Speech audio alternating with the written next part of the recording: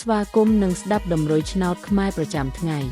ដើម្បីជាកម្លាំងចិត្តសូមពុកម៉ែបងប្អូនចុច like និងសញ្ញាជាម្នាក់មួយផងដើម្បីទទួលបានដំរុយថ្មីប្រចាំថ្ងៃ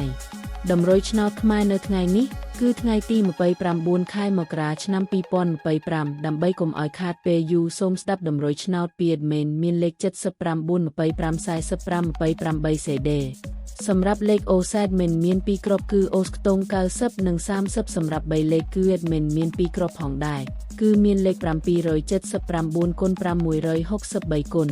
បើសិនជាពុកម៉ែបងប្អូនស្រឡាញ់និងពេញចិត្តលេខទាំងនេះពុកម៉ែបងប្អូនអាចយកលេខទាំងនេះទៅផ្សងសំណាងបានពុកម៉ែបងប្អូនអាចចូល link ខាងក្រោមដើម្បីមើលលទ្ធផលឆ្នោតក្នុងក្រុម Telegram បានដោយគ្រាន់តែចុច link ក្រោមជាចុងក្រោយសូមជូនពរពុកម៉ែបងប្អូនដែលយកលេខខាង admin